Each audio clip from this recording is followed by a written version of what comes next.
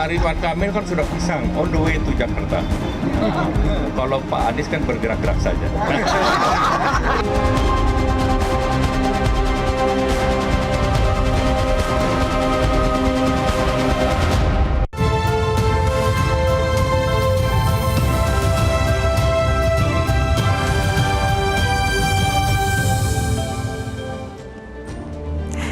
Halo, selamat malam pemirsa. Pemilihan calon gubernur Jakarta menjadi kian hangat karena sejauh ini ada dua nama besar, Anies Baswedan dan juga Ridwan Kamil, yang akan bertarung menjadi Jakarta 1. Anies jelas punya pengalaman memimpin Jakarta, namun Kang Emil juga sukses memimpin Jawa Barat. Dukungan partai politik terlihat kian dinamis jelang pendaftaran di bulan Agustus mendatang. Akankah terwujud tarung Anies versus RK di Pilkada Jakarta? Bersama saya Afifah Malik, inilah Panggung Demokrasi malam hari ini.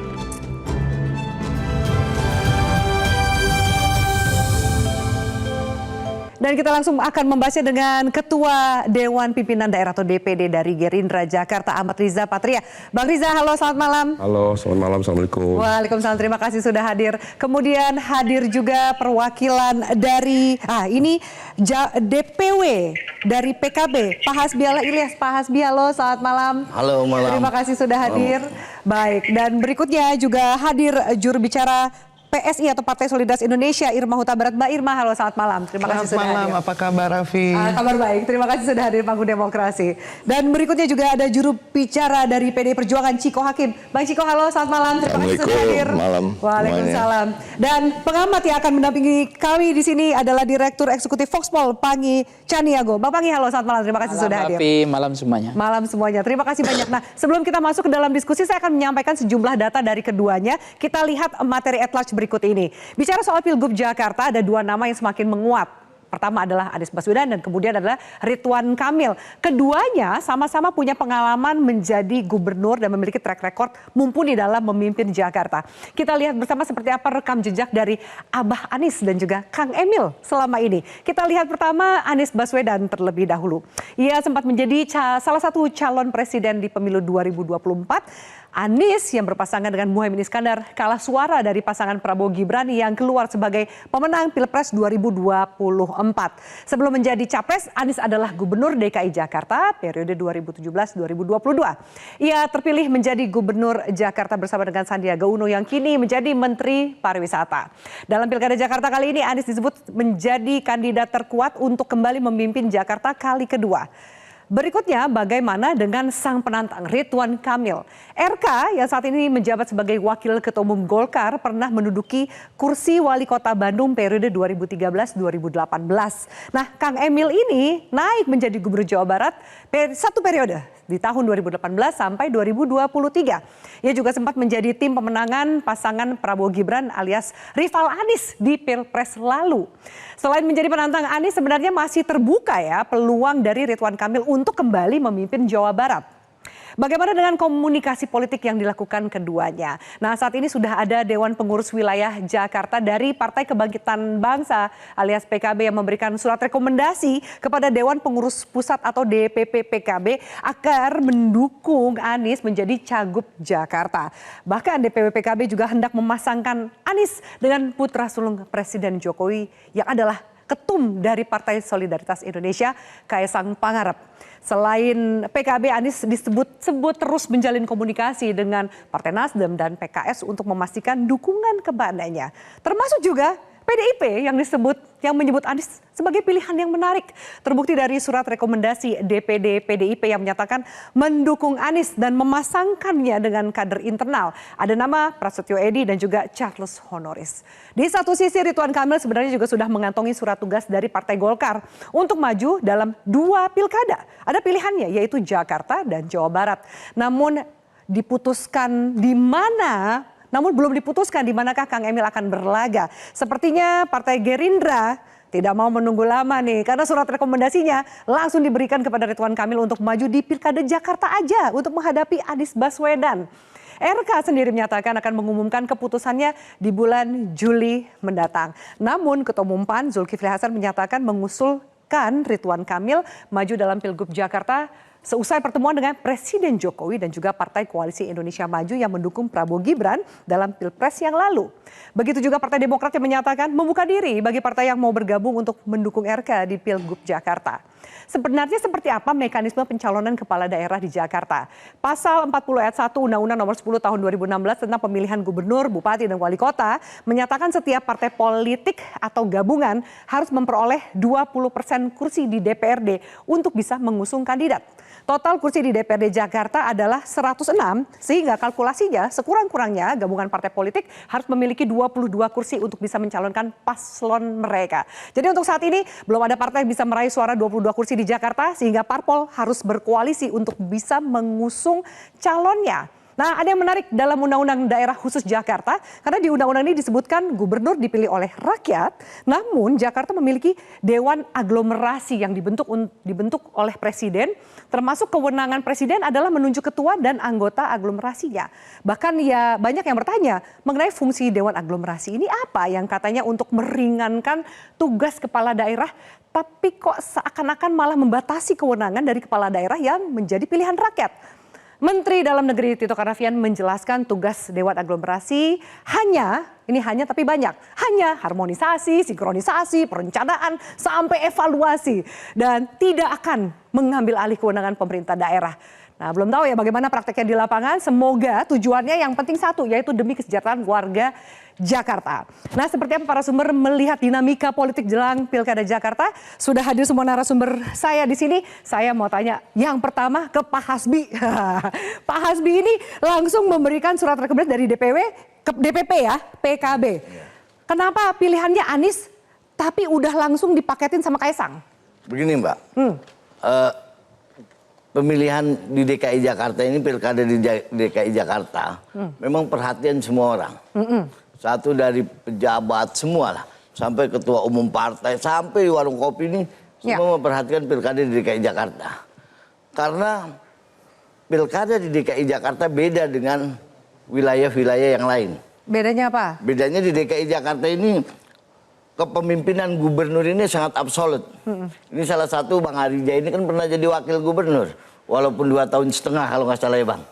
Nah ini perhatian. Absolut gimana? Baru dijelasin ada Dewan Aglomerasi yang nggak absolut lah Bang Hasbi. Kekuasaannya sangat besar. Coba bayangkan wilayah-wilayah lain. Misalnya di Bandung, di Jawa Barat ada bupati, ada wali kota. Ini gubernur DKI Jakarta, dari gedung percakar langit sampai tukang beca itu diurusin, sampai WC diurusin sama gubernur. Karena ini bekas wakil gubernurnya, semua diurus itu. Makanya Kenapa Pak Anies? Pak Anies ini kenapa PKB dukung Pak Anies, PKB DKI Jakarta? Orang semua tahu di akhir masa jabatan Pak Anies itu survei Pak Anies 70% kepuasan masyarakat. Pada waktu itu wakil gubernurnya Bang Arija. Makanya, kenapa paketinnya kenapa nggak sama Bang Rija aja? Ayo, kenapa mesti sama Kaisang? Nah ini makanya, terima kasih saya dipertemukan di sini sama Bang Arija. Sudah lama saya nggak ketemu Bang Arija ini kan. Nah makanya pada waktu itu 70% survei Pak Anies itu kepuasan masyarakat. Nah Bang Arija pada waktu itu pas jadi wakilnya. Nah kalau 70% berarti masyarakat Jakarta sampai hari ini, masyarakat Jakarta masih menginginkan Anies. Masih ingin lanjut Pak Anies lagi yang memimpin Jakarta. Ini keberlanjutan. Jadi ini pasti ini menang. bukan perubahan, keberlanjutan. Pilpres itu tadi Mbak bilang kan Pilpres sudah selesai. Ini sekarang khusus DKI Jakarta. Kalau DKI Jakarta memang track recordnya mau bagus, tidak seperti yang 2 tahun ditinggalkan oleh Pak Anies, ya mau nggak mau harus pilih Pak Anies. Tapi kenapa sama Kaisang? Paketannya? Karena tokoh muda, kan PKB partai terbuka. PKB partai terbuka, siapapun mau masuk untuk mendukung menjadi wakil Pak Anies silakan. Termasuk yang sebelah saya ini. Jadi kalau pasangannya sama Kaisang itu belum harga mati ya? Belum. Tapi Pak Aniesnya udah pasti. Pak Anies, jadi nanti kita serahkan cagupnya ke Pak pasti, Anies. cawagupnya tergantung nanti koalisinya. Koalisinya, makanya yang sebelah saya ajak ini udah koalisi bareng-bareng. Sama Gerindra, Gerindra udah punya Ridwan Kamil.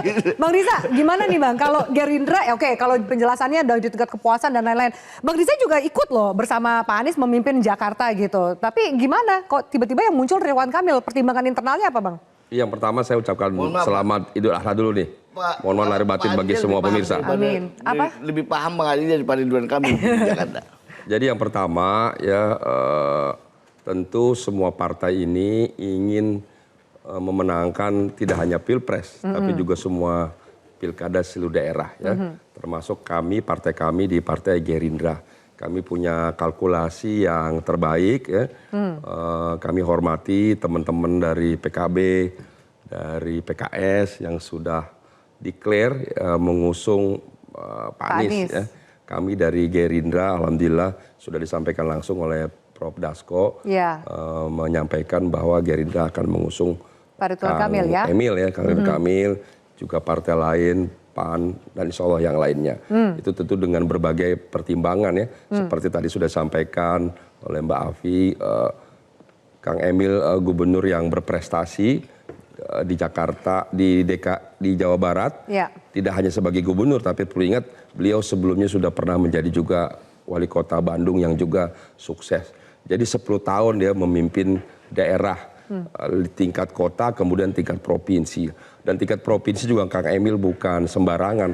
Provinsi terbanyak penduduknya di seluruh Indonesia. Ini juga pengalaman. Dan termasuk gubernur yang terbaik dengan berbagai prestasinya. Jadi kami punya keyakinan dan optimisme Kang Emil bisa memenangkan pilkada di DKI Jakarta dengan siapapun nanti pasangannya. Kenapa nggak Jawa Barat aja? Kalau tadi Bang Riza bilangnya udah keren banget di Bandung, Jawa Barat berprestasi, lebih gampang kayaknya jalannya Kang Emil di Jawa Barat dibanding semuanya Jakarta. Punya hitungan kalkulasi. Kang Kalkulasi Emil yang signifikannya di apa? Jawa Barat insya Allah juga menang ya. Di Jakarta juga insya Allah akan menang. Jadi ya kalau orang punya prestasi, punya kemampuan dimanapun ya, diamanahkan, dipercaya, diberi kesempatan, insya Allah bisa menang. Termasuk di Jakarta. Jadi Bang Riza yakin RK menang, Bang Hasbi yakin Anies yang menang. Salah satu yang nyangkut ini nama Kaesang nih Mbak Irma. Jadi Kaesang juga sudah mulai nih banyak statement-statementnya. Bahkan sempat mengatakan kalau realistis ya pilih Anies. Tapi dari PSI sendiri apakah masih test the water dan menimbang atau sebenarnya sudah ada lampu hijau nih ke salah satu kandidat? Kan katanya jawabannya nanti bulan Agustus. Jadi gini. Masih lama ya. Ini kan kalau nama disebut-sebut sekarang semua parpol juga mungkin pakemnya sama ya, melihat dulu survei itu siapa nama yang mendapat dukungan paling besar. Dan saya pikir ya PSI kan partai yang masih muda ya. Kami selalu membuka ya kesempatan untuk berkomunikasi atau berdialog dengan partai lain. Tapi di dalam kerangka sama ininya. Ideologisnya masih sama, tujuannya masih sama. Kalau saya ngelihatnya lebih penting lagi kalau soal Jakarta ya. Sebetulnya kalau Kaesang disebut-sebut itu karena memang mungkin dilihat tadi tokoh muda menurut Mas Hasbi. Jadi masih belum pasti, harus ditunggu sampai Agustus. Saya bahkan melihatnya lebih kepada apa yang akan dilakukan oleh para kandidat ini terhadap kota Jakarta. Ya kan? Itu yang lebih penting gitu ya, daripada sekedar membahas nama. Betul. Karena Jakarta sebagai daerah khusus itu juga kan kita harus memiliki gubernur yang bisa bekerja sama dengan pemimpin tertinggi dengan presiden. Jadi merupakan kepanjangan tangan dari pemerintah pusat, merupakan kepanjangan tangan dari presiden, bahwa apapun kebijakan dari pusat itu akan berdampak kepada Jakarta. Daerah pada umumnya, tetapi kan khususnya kepada Jakarta. Lalu juga selama ini kan kita melihat bahwa siapa yang mau menjadi gubernur dicalonkan di Jakarta itu jangan menggunakan itu hanya sebagai stepping stone untuk pencapresan, karena Jakarta ini problemnya besar dan banyak sekali ya kan, yang harus bisa diukur.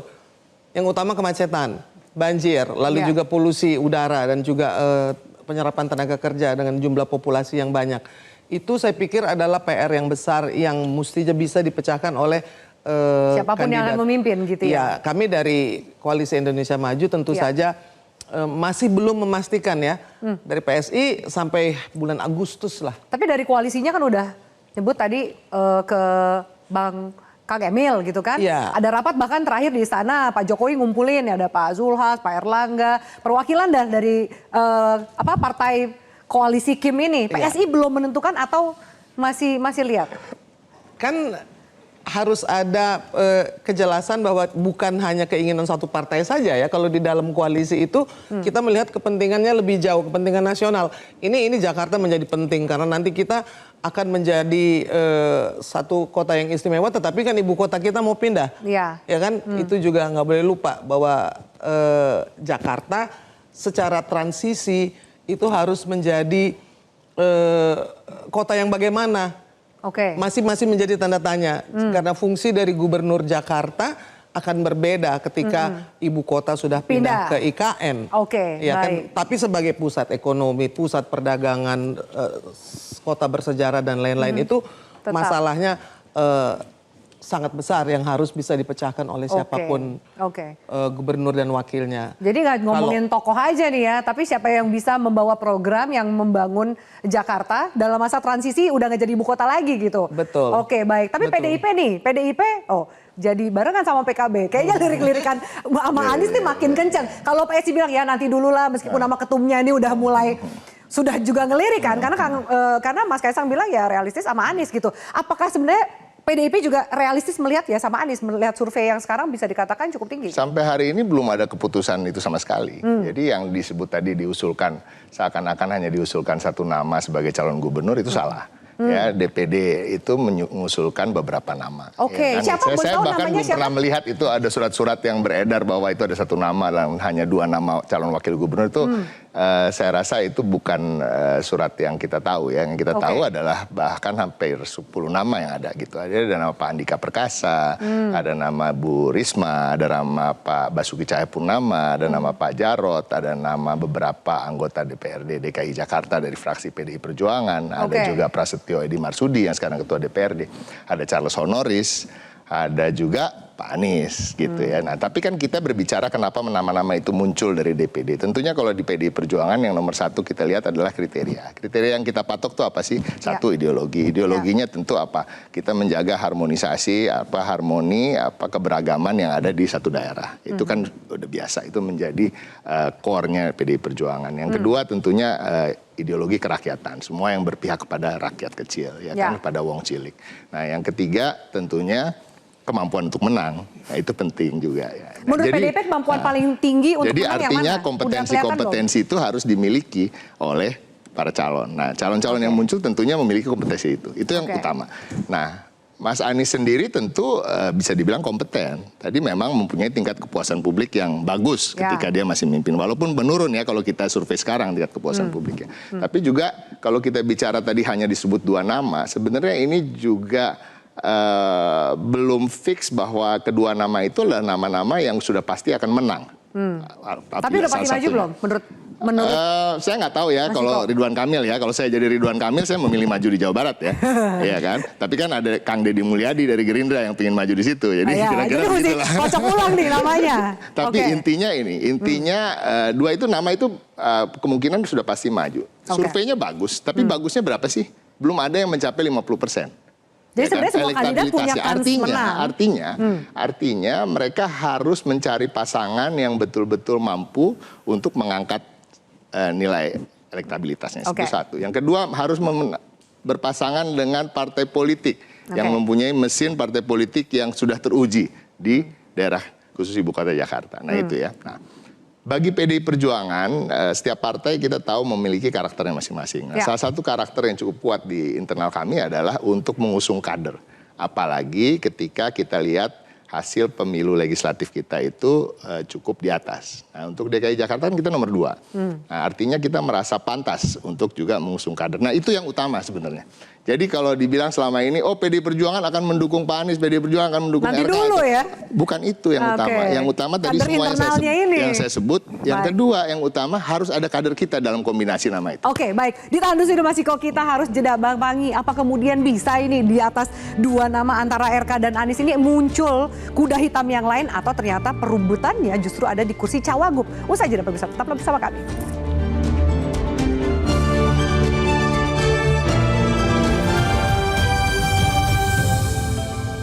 Melihat RK sendiri sebagai bakal calon lawan di pilkada nanti seperti apa? Saya lebih melihat pentingnya memikirkan nasib warga Jakarta daripada tentang siapa yang akan ikut kompetisi. Karena ini tentang masa depan rakyat Jakarta. Fokus saya di sana, bukan pada proses-proses politik-politik itu. Ya, biarlah nanti masyarakat aja yang menilai. Ini apakah memang di Jakarta belum pasti karena Mas Anies juga belum pasti di Jakarta? Kalau ada hubungan sama Mas Anies, ya hidup saya ya gimana saya. Nggak ditentukan oleh apakah orang lain maju atau tidak. Kan. Saya memang bersahabat dengan Mas Anies. Mendoakan beliau yang terbaik ya. Kontaknya. Tapi optimis nih Pak? Optimis lah, kan survei juga nggak jelek-jelek amat. Mantap.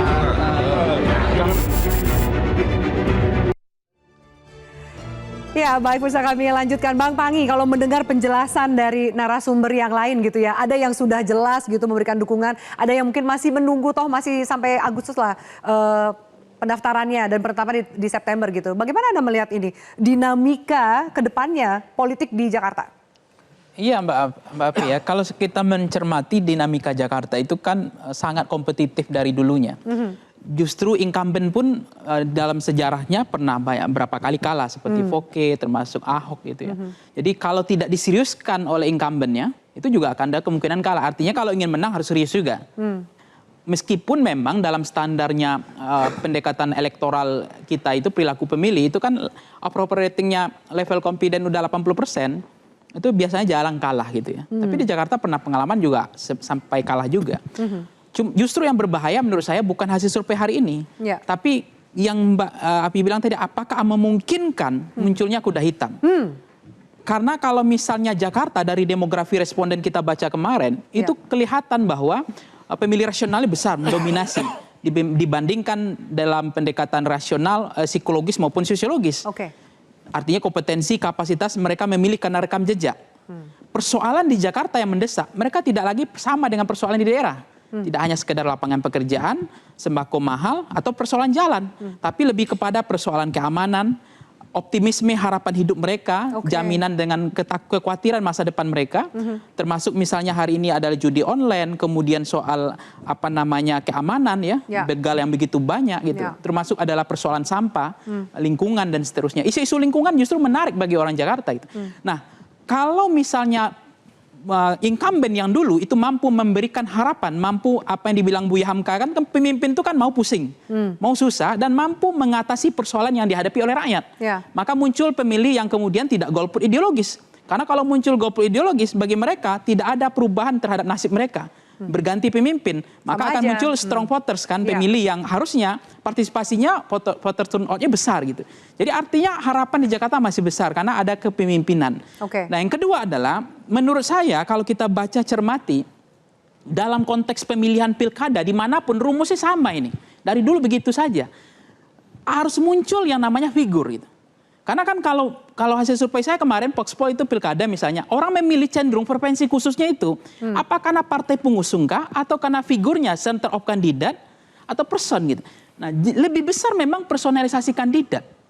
Kalau kita beda misalnya dalam pendekatan split ticket voting maupun straight ticket voting, itu misalnya regresi linear ya, independent variable dengan independent variable, itu ada programatik, kemudian diadu dengan isu, diadu dengan person, kemudian diadu dengan yang terakhir adalah partai ID, partisanship, membership di dalam pendekatan orang punya kedekatan khusus secara psikologis maupun ideologis kepada partai. Itu masih dominan 81% itu adalah personalisasi kandidat. Kalau membaca Anies dan Ridwan Kamil nah, ini dua, ini kan semuanya sama-sama populis ini. Saya nggak tahu kemampuan mengatasi masalah mereka, tapi kan pasti ada rekam jejak masing-masing. Tetapi ini sosok semuanya ini orang yang apapun bisa menjadi populis sama mereka gitu. Ini Gen Z milenialnya besar mereka dua ini. Dapat juga nih ya. Dapat karena demografi Gen Z milenial Jakarta adalah dewa elektoral. Jadi ini penentu. Tidak lagi baby boomers, berarti tidak lagi. Berarti cocok kalau misalnya menggandeng cawagupnya tuh anak muda. Nggak perlu cocok juga karena sebenarnya segmen nggak perlu katanya Bang Hasbi. Nggak perlu karena mereka ini milenial. Ini mereka milenial bukan jadi orang tua. Pak Anies dan Pak Ridwan Kamil itu sama. Media sosial. Jangan-jangan media sosial mereka sendiri yang maintain itu. Nah artinya itu mereka nggak butuh. Sebenarnya nggak butuh sebenarnya karena memang mereka ini populis dua ini. Dia ngerti apa yang menjadi jeroan selera rakyat. Dia ngerti tentang pendekatan Michigan perilaku pemilih. Mereka ngerti betul. Cuma persoalannya kalau misalnya memang elektabilitas mereka itu sudah tumbuh, tren elektoralnya sudah 80% orang kenal, itu musibah. Kemudian orang suka udah 70%, itu musibahnya adalah tidak berbanding lurus dengan tingkat keterpilihan. Kan racikan elektoral begini Mbak, orang kenal naik level kedua, mazhabnya itu orang suka. Sebagian orang yang kenal ada yang suka, sebagian orang yang kenal ada juga nggak suka. Nah level ketiga yang paling sulit di dalam pendekatan perilaku pemilih adalah bagaimana yang tadi suka itu milih. Baik. Itu kan nggak bisa lagi hanya sekedar baliho, perang-perang spanduk atau bombardir baliho, nggak bisa lagi. Udah ganti lah gaya kampanyenya ya kalau kemudian targetnya udah besar, beda, effortnya besar. Nah dua tokoh ini menurut persis saya per hari ini, baik Ridwan Kamil maupun Anies, itu tingkat kedikenalan, kedisukaannya udah hampir, menurut saya udah hampir penuh. Ini sama nggak sih? Anda melihat ini imbang nggak sih antara Anies lawan Ridwan Kamil ini imbang nggak sih? Atau ada yang ternyata lebih memimpin? Persoalan imbang atau tidak imbang sebenarnya adalah itu kelihatan sebenarnya dari sejauh mana mereka itu diusung oleh partai ke depan. Karena partai ini dia akan mengusung yang bakal menang, Mbak. Pasti, itu semua. Bandwagon effect. Nah, nggak ada partai mau kalah ya, Bang Pangi, pasti kan. Kalau misalnya dua ini memang partai senang ya, kalau kita lihat kan Ridwan Kamil kan hari ini Gerindra. Terus Pak Anies ada PKB tadi ya, berapa partai. Ini kan apakah betul siapa yang berani melawan Anies hari ini kan begitu? Siapa lawan tanding yang sebanding untuk melawan Anies? Nah, bagi Gerindra ini ada lawan tandingnya, Ridwan Kamil. Baik. Tapi bagi Anies dia mengatakan, ya saya nggak perlu pusing soal itu. Saya pusing soal apa yang hari-hari dihadapi oleh masyarakat gitu. Baik. Kita ngomongin soal tanding ya. Berarti, nah RK ini gimana? Kan dari Gerindra, sementara Golkar sendiri belum mutus ini kan kadernya Golkar gitu, Bang Riza. Yang pertama kami harus sampaikan, Pak Prabowo punya komitmen sejak awal. Karena Partai Golkar termasuk Kang Emil punya komitmen dan konsistensi dalam mendukung Pak Prabowo Gibran. Ya. Untuk itu Pak Prabowo sejak awal sudah menyampaikan akan mengusung Mbak Khofifah di Jawa Timur dan mengusung Kang Ridwan. Ya. Nah sementara Partai Golkar kan memberikan rekomendasi kepada Kang Emil itu 2 provinsi, di Jawa Barat dan di DKI Jakarta. Nah kami sendiri merasa penting, tadi Mbak Irma sudah sampaikan, bahwa provinsi itu atau kepala daerah itu idealnya bersinergi positif dengan pemerintah pusat. Dan juga ikut melaksanakan, memastikan, mewujudkan program-program pemerintah pusat di seluruh Indonesia. Nah untuk itu menjadi penting kepala daerah itu linear atau satu garis dengan pemerintah pusat. Nah atas dasar itu tentu kami ingin mencari figur-figur kepala daerah yang kami yakini tidak hanya memiliki kemampuan atau kompetensi yang baik, tapi juga bisa memenangkan pilkada di seluruh Indonesia, jadi termasuk DKI Jakarta. Wakilnya Gerindra nggak? Kalau ini anggaplah nih gubernurnya ya rekomendasi Gerindra, tapi jatah Golkar gitu. Wakilnya harus Gerindra nggak? Mungkin Bang Riza maju lagi, karena Bang Riza namanya juga ada di bursa loh Bang. Setiap partai, semua partai, tadi Bung Ciko udah menyampaikan bahwa ingin kader-kader tertampil. Itu normatif dan itu biasa dan itu idealnya begitu. Tapi juga kami kan harus menyadari dan realistis bahwa kalau berkoalisi itu lebih dari 2 partai, 3, 4, 5 apalagi sampai 9 partai, tentu tidak bisa wakil dari 9 partai itu duduk sebagai kepala daerah maupun sebagai calon wakil daerah. Pasti 7 mengalah umpamanya begitu. Jadi hanya 2. Jadi untuk itu nanti akan dibahas lebih lanjut di tim. Nanti partai-partai yang berkoalisi kan akan kelihatan partai mana saja nanti akan berkoalisi mendukung Kang Emil umpamanya. Nah dasar itulah nanti juga tentu akan dibahas siapa calon wakil yang terbaik. Tapi jadi intinya Gerindra yakin bahwa Kang Emil akan maju di Jakarta. Kan katanya Kang Emil sama Golkar belum memutuskan. Iya itu kan Golkar, kan keinginan kami. Kan boleh kami partai mengusulkan kan boleh. Boleh, tapi diusulkan kan harus yakin. Masa Gerindra ngusulin kader ternyata nggak jadi, kan malu juga Bang. Oh enggak, kan kita sudah punya hitungan dan kalkulasi. Jadi pasti nih ya Kang Emil. Jadi kami meyakini bahwa Kang Emil punya kemampuan, kompetensi yang baik. Dan kami meyakini Kang Emil bisa dan siap dan memenangkan pilkada di DKI Jakarta. Tidak hanya Jawa Barat. Semoga Partai Golkar percaya dirinya seperti Gerindra nih buat Kang Emil. Insya Allah. Mbak Irma mau nanggapin? Silakan. Tadi menanggapi yang dikatakan oleh Bang Riza, tapi betul bahwa dalam koalisi kan tidak bisa semuanya ingin mendampilkan kadernya. Kalau kami di PSI, nama Mas Kaisang ketum kami disebut-sebut, ya tentu saja alhamdulillah ya kan. Karena yang penting bagi kami juga tadi adalah kriterianya. Dan nomor 1 adalah bisa bekerja sama dan linear dengan pemimpin. Tapi kalau Mas Kaisang nggak masalah kan, kakaknya kan jadi wakil presiden kan, jadi Iya. harusnya lebih linear lagi. Seandainya bukan Mas Kaisang pun tetap kriteria itu kan harus duluan. Nanti orangnya belakangan harusnya gitu kan. Bahwa kami punya DNA sebagai partai yang anti korupsi dan anti intoleransi. Jadi siapapun yang ada di situ pasti akan mengusung pluralisme. Dan juga ada nomor satu yang paling penting di DKI ini adalah bagaimana bisa mengelola anggaran itu dengan transparan dan baik, karena besar sekali ya Bang Riza, bahwa anggaran DKI itu hampir 80 triliun satu tahun ya. Berarti 5 tahun berarti lebih dari 400 triliun dan itu adalah satu jumlah yang besar, dan selama ini memang kita harus kembali kepada transparansi lagi. Karena kalau tidak, bagaimana caranya menjaga uang rakyat ketika gubernur atau pemimpinnya tidak transparan. Jadi ada beberapa hal penting yang memang menjadi kriteria bagaimana pentingnya Jakarta dan bagaimana pentingnya menjaga bukan hanya problem yang disebutkan tadi Bang Pangi sudah menyebutkan, tetapi ada juga problem yang selama ini ya kita melihat banyak sekali kebocoran di DKI Jakarta ya kan, dan kebetulan memang PSI menemukan itu harus diteruskan. Karena apa? Karena memang dana yang besar itu kan berarti kemungkinan untuk bocornya juga besar. Jadi itu juga pengawasannya harus lebih ketat gitu. Ya, tapi apakah kemudian kriteria yang disebutkan Mbak Irma itu jawabannya adalah Mas Kaisang? Iya, paling tidak kami mengusung transparansi dan juga si anti toleransi dan anti korupsi itu ya. Itu dulu berarti ya. Baik, kita jalan dulu. Kalau Mas Ketum kan belum pernah jadi kepala daerah ya kan. Jadi itu adalah sesuatu yang memang kalau dibilang harus ada pengalaman kan susah, harus ada pengalaman presiden, harus ada pengalaman kepala daerah. Itu disadari oleh PSI juga ya soal pengalaman di eksekutif dan lain-lain ya. Baik. Mbak Afi, kita jeda dulu. Jadinya itu nanti ditutup usai jeda. Tetaplah bersama kami bersama di Panggung Demokrasi.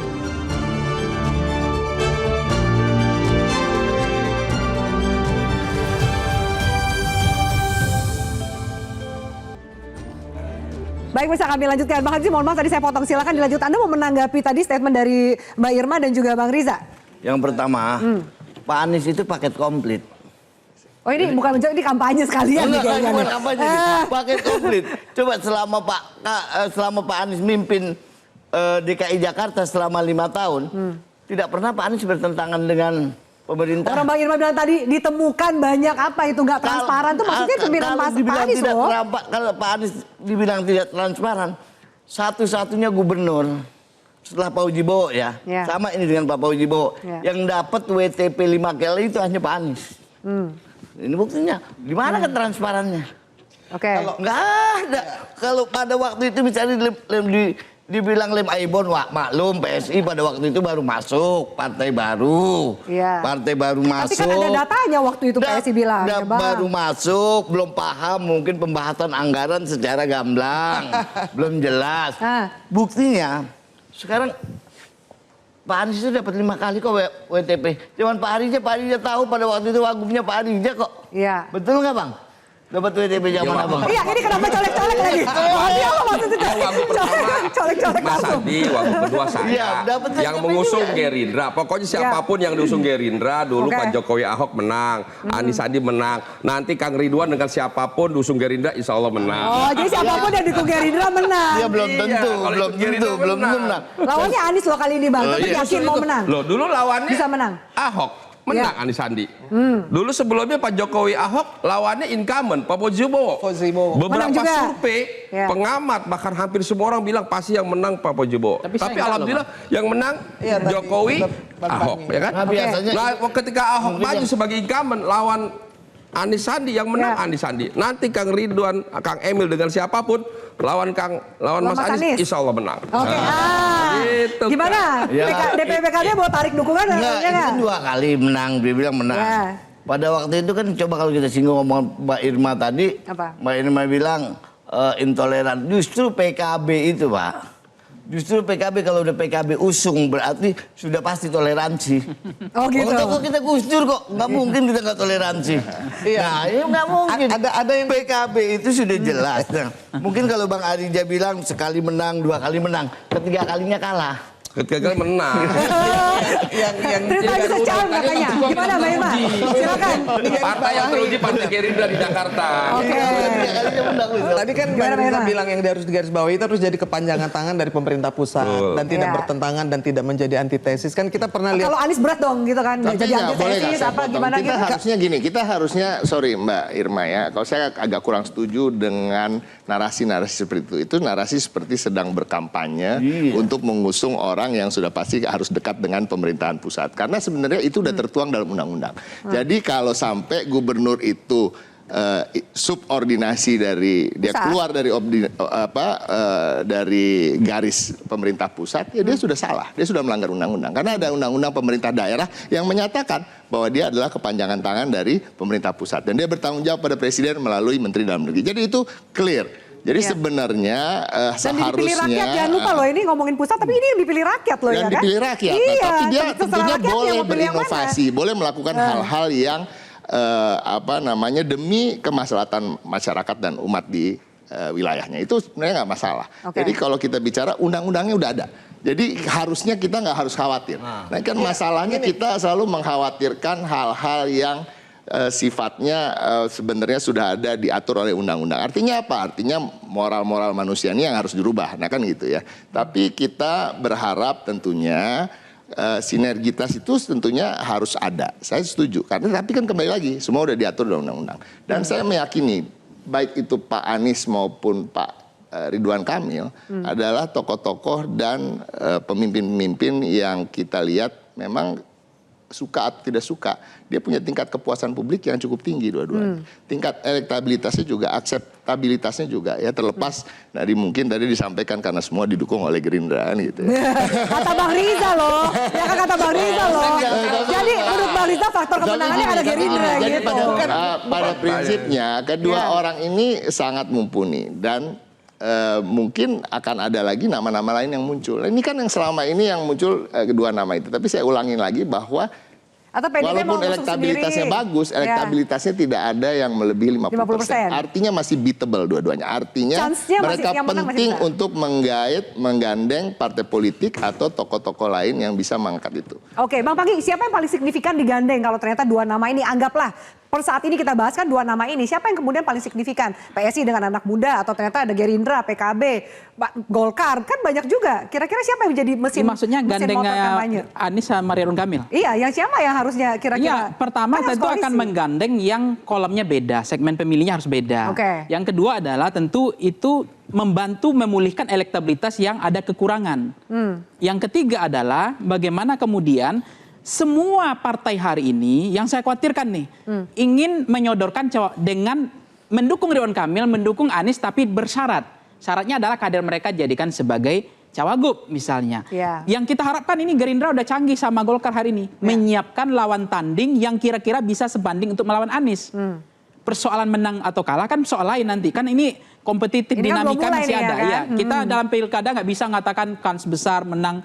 Buktinya banyak juga yang elektabilitas di ujung itu yang nyalip, yang tikungan terakhir itu bahaya kan.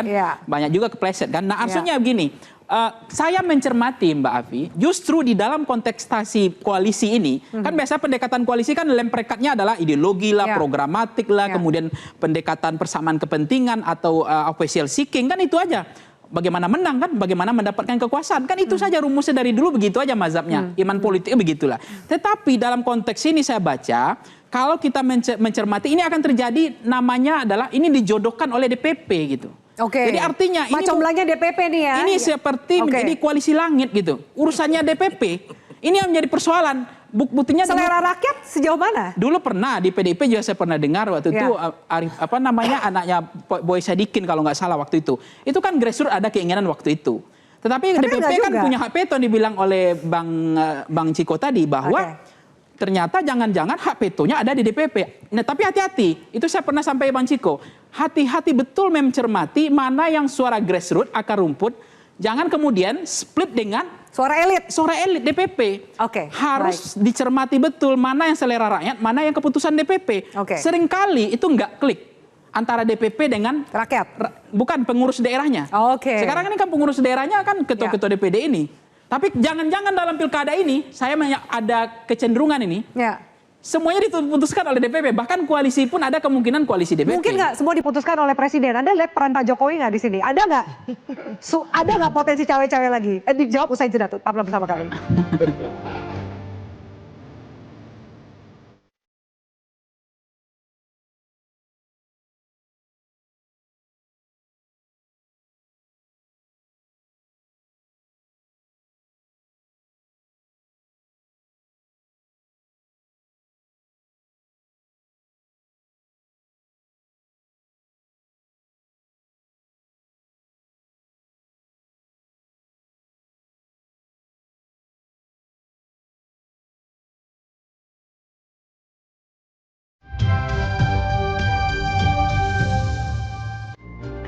Ya, baik. Terima kasih masih bersama kami. Kita seperti pertanyaan saya sebelum jeda nih. Kemudian ada nggak sih ruang presiden akan tanda kutip cawe-cawe lagi? Karena mau nggak mau ini anak bungsunya nih yang maju. Ada yang bilang bahkan anak kesayangan gitu. Bang Panggi, Anda melihat ada potensi itu nggak sih? Iya, dari sinyal Pak Anies kan mengatakan tidak memungkinkan karena ada MA yang putusan itu kan. Jadi bisa dong. Ya, termasuk PDIP nampaknya agak sulit menurut saya ya untuk mengusung. Tetapi Mas Kaisang ini kan bagian dari dianggap kekuasaan. Artinya ini lapangan bisa nggak datar kan kalau Kaisang maju. Lapangan ini kan mesti datar karena nggak ada incumbent walaupun ada Pak Anies. Tapi dengan bertarung majunya Kaisang ini lapangan seperti ada potensi kekuasaan lagi yang berkuasa gitu. Jadi ini membuat peluangnya besar. Memang Kaisang peluang besar untuk Kaisang maju. Ya, peluangnya besar karena memang partai, Pak Jokowi, meskipun memang partai menentukan hari ini ada PKS ada 18, kemudian ada PDIP 15, Gerindra 14 kursi. Ini kan penentu lah. Tetapi saya mencermati kalau melihat residu Pilpres, itu kelihatan chemistry-nya memang PKB sama PKS sama Nasdem itu kan kelihatan masih ada residu-residu itu. Nah, begitu melihat misalnya PDIP ketika dengan Kaisang, ini kan agak deadlock gitu. Nah, terutama begitu juga Gerindra dengan Golkar itu chemistry-nya dapat juga. Nah, persoalannya kalau kemudian sekarang, Bang, ada peluang Gerindra sama Golkar nih. Kalau Gerindra memang merasakan bahwa kekuasaan itu Pak Jokowi hari ini termasuk Golkar, kemungkinan Kaisang dikasih jalur lagi, dikasih track lagi. Makanya tadi Bang Ciko bilang ada gitu. Nah, persoalan tadi terakhir banjir macet itu tadi. Nah, ini Mbak Api, persoalan macet banjir itu ada lucuan rakyat loh, lucu rakyat. Jadi jangan Jakarta itu dianggap itu macet selesai karena lebaran, ya kan? Banjir selesai karena musim panas. Nah, itu kan sebenarnya juga persoalan yang tidak pernah teratasi dari dulu. Jadi yang bisa memberikan minimal program yang baik untuk dua permasalahan itu bisa mendapatkan hati dari warga Jakarta. Anda melihat itu? Iya, artinya mampu mengurai persoalan yang fundamental dari level hulu sampai level hilirnya. Tapi kecenderungan elektabilitas itu tokoh populis yang dilihat. Tidak melihat kemampuan mereka mengatasi masalah. Atau siapa pemimpin yang kira-kira mampu mengatasi masalah. Tapi kan yang dilihat adalah populis. Populis itu adalah ya selera elektabilitas. Balik lagi ke selera elektabilitas. Ada yang, Bang Hasbi ada yang bilang bahwa kayaknya nih PKB mencoba peruntungan Pilpres nih ya kan. Mengawinkan satu tokoh dengan yang mungkin masih terah dengan kekuasaan. Atau minimal ada keluarga dengan presiden gitu. Apakah benar arahnya ke sana? PKB jadi... kenapa Kaisang gitu? Siapa PKB jadi pemimpin Pak Anies. Pak Anies nggak coba-coba. Ini bukan jadi pemimpin yang coba-coba untuk Jakarta. Pak Anies sudah di Jakarta. Kaisang itu Pak, kalau namanya wakil itu cukup ngikutin gubernurnya. Dan Mas Kaisang sudah jadi ketua umum. Lebih dari kita orang, kita baru jadi ketua DPD kok dia jadi ketua umum. Udah ketum ya? Udah ketum. Ada 8 kursi lagi? 8 kursi lagi. Tapi Pak Jokowi bilang melarang kata Pak Zulhas. Berarti nggak diragukan itu kalau dia ketua umum. Jadi, sekarang Mbak meragukan nggak ketua umum yang ada? Ya kita lihat aja nanti kan waktu yang akan membuktikan. Tapi Pak Jokowi bilang melarang untuk Kaisang untuk maju. Anda lihat? Wah, kalau soal itu saya nggak ngerti. Anak itu urusan anak mau bapak. Biasanya anak bontot itu paling disayang. Jadi? Biasanya mah anak bontot kita susah untuk menolak. Berubah nggak nanti Pak Jokowi kira-kira? Ya mudah-mudahan berubah. Anies Kaisang. Anies Kaisang nih, Anda yakin? Kalau Bang Riza gimana? Ya saya kira itu kan pilihan dari partai pengusung ya. Kami tidak ikut mencampuri ya. Yang penting bagi kami Partai Gerindra punya keinginan bahwa Kang Emil bisa menjadi calon di Jakarta, tidak hanya direkomendasikan tapi juga diusung oleh partai-partai lainnya selain Gerindra dan memenangkan pilkada. Saya 2,5 tahun di Jakarta mengerti betul permasalahan-permasalahan Jakarta dan bagaimana mengatasinya. Saya punya keyakinan bahwa Kang Emil mampu menjadi gubernur yang baik, bahkan lebih baik memimpin Jakarta ke depan. Tidak hanya mengatasi masalah macet, masalah banjir, pengalaman lapangan pekerjaan, tapi masalah-masalah tadi Mas Pangi sampaikan betul, masalah keamanan ke depan menjadi penting untuk diatasi ya. Kemudian juga masalah-masalah seperti sembako ya harus diatasi, inflasi dan sebagainya, termasuk polusi udara. Banyak sekali masalah di Jakarta, apalagi ke depan 5 tahun ini adalah masa transisi ya, ibu kota ke IKN. Jadi gubernur itu seperti Kang Emil itu seorang engineer, apalagi teknik ya, teknik arsitek, dia memahami benar masalah-masalah teknis. Jadi ke depan itu dibutuhkan tidak hanya gubernur yang pintar, cerdas, visioner, tapi punya kemampuan strategis dan taktik dan teknis mengatasi masalah untuk membangun sinergi positif antara DKI Jakarta dengan IKN. Saya kira itu salah satu poin. Dan jawabannya Kang Emil menurut Kang Gerindra. Emil adalah salah satu calon yang terbaik dan alhamdulillah Gerindra sudah menyampaikan komitmen. Kita tunggu nanti respon daripada Golkar. Saya yakin Golkar adalah partai besar, partai yang dewasa, mempertimbangkan untuk kepentingan yang lebih baik ke depan. Kalau yakin ke depan itu berarti sama Gerindra sama Golkar sekarang nih belum shake hand nih untuk ya udah gitu shake hand untuk Kang Emil. Golkar ini partai yang punya hubungan yang luar biasa, apalagi Pak Prabowo juga dulu kader Golkar. Jadi tidak diragukan lagi lah hubungan baik antara Partai Gerindra dengan Partai Golkar. Sudah sehatilah. Jadi apa yang menjadi harapan Partai Golkar tentu juga menjadi harapan Partai Gerindra, gitu juga sebaliknya. Oke, silakan Mbak Irma. Jadi Mas Kaisang ini kira-kira nunggu apa? Bakal maju apa enggak? Udah ada yang dukung ya kan? Kemudian tadi pengamat juga bilang, wah ternyata faktor X Mas Kaisang ini bisa signifikan gitu. Iya, karena kan memang itu nama-nama yang muncul itu kan juga dari bawah ya, makanya PKB mengusulkan, lalu juga RK dengan Kaisang, Anies dengan Kaisang, artinya Kaisang diharapkan menjadi wagub, ya kan? Kami kan juga partai, kami punya 8 di DPRD DKI, artinya dalam untuk sosok wagub itu juga kan ada nama-nama yang disaring dan kami hanya melihat nama yang muncul nanti bulan Juli akhir baru diputuskan. Ada nama Grace Natali, ada nama Kaisang Pangarep tentunya, ya kan? Prastio. Iya, jadi komunikasinya nih PKB sama PSI gimana? Kira-kira lampu hijau nggak sih Kaisang akan minimal milih Anies dibanding sama Ridwan Kamil? Kalau wagub ini Mbak masih terbuka. Ada Kaisang, ada dari PDI, Pras, Pak Pras, yang lebih pengalaman juga di DKI Jakarta. Iya, saya ingin menggarisbawahi bahwa ini harus menjadi agenda yang berbeda daripada pemilihan untuk Jakarta sebelumnya karena kita kan akan punya IKN ya kan, dan kita juga punya cita-cita 100 tahun kemerdekaan bisa menuju Indonesia Emas. Artinya 2045. Jadi tahun dari 24 ini sampai ke 20 tahun mendatang itu bagaimana Jakarta ini akan menjadi apa? Dan sangat penting untuk bisa bersinergi atau lurus dengan pemimpin di pemerintah pusat. Nggak, karena Jakarta kan juga istimewanya wali kotanya nggak dipilih, walaupun harusnya dipilih ya kan. Kalau wali kotanya ditunjuk gitu ya. Kalau mau melihat ya, bagaimana gubernur banyak sekali tanggung jawabnya. Kan ada Jakarta Pusat, Jakarta Utara, Jakarta Timur, Jakarta Barat yang ditunjuk. Padahal di tempat lain dipilih gitu. Nah harusnya sih kita juga bisa berpikir out of the box. Kenapa wali kotanya juga nggak dipilih?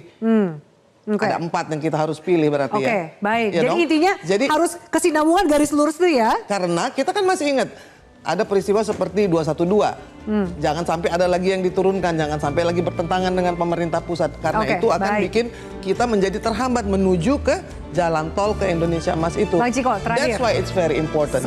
Sekaligus walaupun sudah ada undang-undang yang menurut Bang Ciko, korupsi juga udah ada undang-undangnya, tapi korupsinya masih banyak. Termasuk kartu Ahok bakal maju lagi nggak sih? Bagi PD Perjuangan tentu yang saya sampaikan tadi, bagaimana kita mencari pemimpin yang bisa menjawab tantangan-tantangan DKJ ke depannya, daerah khusus Jakarta, terkait aglomerasi, terkait juga statusnya yang bukan lagi ibu kota, dan artinya penganggaran yang berbeda dan prioritas yang berbeda.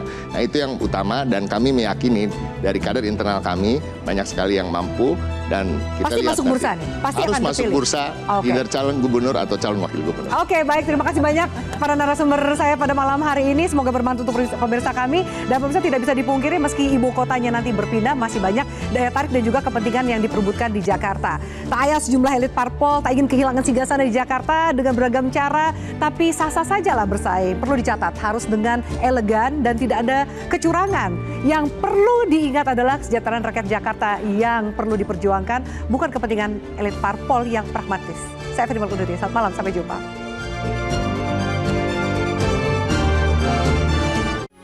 Metro TV. Jelajahi cara baru mendapatkan informasi. Download Metro TV Extend sekarang.